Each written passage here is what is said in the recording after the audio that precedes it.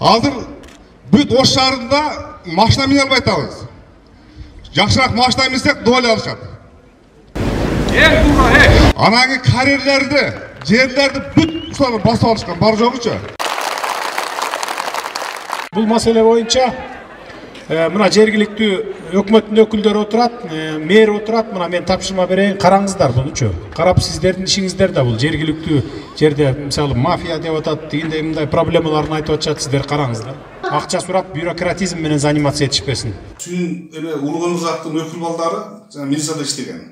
Ошондо мен үйгө киргизбей атышат. Не кандай себеп менен келип атат, эмне кылып атат, шеф чакырып атат дейт, башка сөз айтпайт. Мени жеке көзөмөлүңүзгө алып карап бериңиздерди суранам. Ато мага Ош шаарында кече кайрылгандан кийин жашаш болбой калды. Жергиликтүү бийлик бүт бар жогу Улугөмүрзакка починать этип турса, үйдүн алдында мына көрсөң подъезди толуп алган. Кире албай атасызбы? Азыр кире албай атам үйгө. Балдарым эшикке чыга албай атат.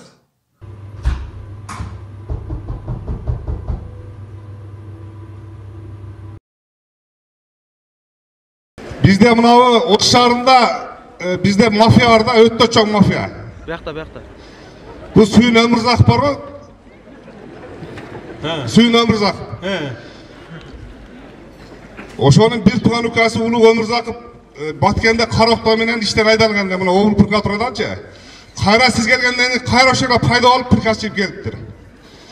Бул Улугөмүрзаков Мухаммед Умар деген өзүнчө спортсмендерди топтоп, өзүнчө бир отдел охрана ачкан. Азыр бүт Ош шаарында машина мине албай атабыз. Жакшыраак машина минсек доля алышат. Анан карьерлерди, жерлерди бүт ушуларды басып алышкан, бар жогучу. Ана мынабы Элмира Өмүрзакова деген мына Кара Суу районунда Нариманда тергөөчү болуп иштейт. Тергөөчү болуп иштеп туруп, ошо Наримандагы начальник милициянын ордунда отурат азыр. Биз канча арыз жазсаң да башкарсаң дагы мына Кара Суу районунда Ош областында өтпөйт. Себеби арыз жазып туруп, жана милиция эмени арызды примат эткен милиция иштен кетип атат. Бүт бар жогун азыр ушул мафия башкарып алган. Сүйүн Өмүрзаковдун туугандары. Мына бар жогун сурап көрүңүлөр. İşte girse dağı, çıksa dağı suyundan uzakta bir kez eline açık verip duralım, var yoksa. Birine bir sefer, aslan salsa dağı, bunlar dedi. O sanatçıları bir sanatçıları bunu da ki, yeterce. Bulganlar ötecek. Mesela ben başlasam, 50 bin olarak başlasam, çünkü saat 12'de bir balasını yönetir. Saat 3'te bir balasını yönetir. Saat 5'te bir balasını yönetir. Bir buçuk kadar. Tamatayım degene canım çatla veresin de var böyle. Bizde nizam o şartla işleyin. Hurmatlı Sadnurgay, sizge razı bizim ümidimiz. Yani aşağı başladı. Olmasa siz, olmasanız biz bundan çıkıp sürüyoruz da aklınız yok ama diyelim.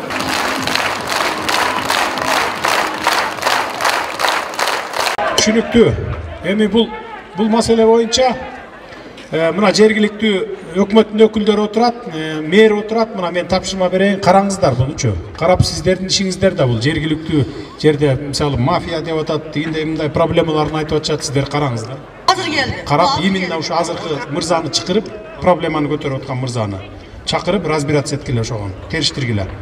Акча сурап бюрократизм менен заниматься этишпесин. Саламатсыздар, урматтуу Адыл Акжул YouTube каналынын көрүүчүлөрү. Бүгүн бизге кеч Каназар агайыбыз келип отурат. Агай, бир жакта карасаңыз, сиз азыр эфирге чыгып жатасыз. Урматтуу көрүүчүлөр, эсиңиздерге сала кетсем, кечээ күнү президенттин милдетин аткаруучу Садыр Жапаров Ош шаарында элдер менен жолугушуу өткөргөн. Анда Каназар агайыбыз чыгып өз суроосун берген. Анда Сүйүн Өмүрзаковдун инилери агайдын көмүр карьерин тартып алып, баскынчылык менен тартып алып, ичине киргизбей жаткандыгын айткан жана ошондой эле курал колдонуп, буга тийиштүү чара колдонуп берүүнү суранган. Тилекке каршы бүгүн Сүйүн Өмүрзаковдун адамдары делген адамдар бүгүн агайыбызды үйүнө киргизбей, коркутуу, үркүтүү менен бир өзүнчө бүдөмүк ойлор менен үйүнө киргизбей жатыптыр. Азыр эмесе окуянын чоо жайын агай өзү айтып берсин. Бүгүн түн болсо дагы атайын биздин каналга 50 журтка кайрылуу жолдоюн деп келип отурат. Саламатсызбы? Анда эфирдесиз, сүйлөй берсеңиз болот. Саламатсыздарбы, урматтуу көрүүчүлөр. Мен кече президенттин ишин аткаруучу убактылуу Садыр Нуркожоевго кайрылдым эле. Ошол боюнча ошону кайрылгандан кийин мен балада калдым да. Үйдө Сүйүн Өмүрзаковдун үкасы, Улуу Өмүрзаковдун спортсмен балдары үйдө толуп алган аяк бактарын айланып чыктап. Кечкурун үйүңүзгө кире албай калдыңызбы? Кандай коркутуулар болду Кечкурун сизге? үйгө Сүйүн Улуу Өмүрзаковдун өкүл балдары жана милицияда иштеген. Бирде Нива менен барат, бирде Матис менен барат. Азыр жана эмеде бирде видео камера бар эле, бардыгын силерге которуп койдум. Ошондо мен үйгө киргизбей атат. Не кандай себеп менен келип атат, не кылып атат, шеп чакырып атат дейт, башка сөз айтпайт. Сүйүн Өмүрзаковдун бир тууган иниси Улуу Өмүрзаков азыркы маалда 2 күн болуп тур. Ош областына ошо жерлерди караган бир отдел начальник болуп келиптир. Финполиция менен экспертиза жана машина деп коет, жана көмүрдү эсептегенде жана Финполиция отпечатка кылгандан кийин биздин лицензия төмөндөн кийин ачып алып кайра иштетти. Мухаммед Умардын ошо балдары, Улуу Өмүрзаковдор. Ачкандан кийин эсептесек, мына жерде жазылып турат да, мына 53 миллион. Ошо 29 миллион сомдук эме кылып тур. 53 миллион 245 миң 632 миң сом бир жерде көбөлгөн. Экинчи жери 29 миллион 263 миң 104 миң сомдук.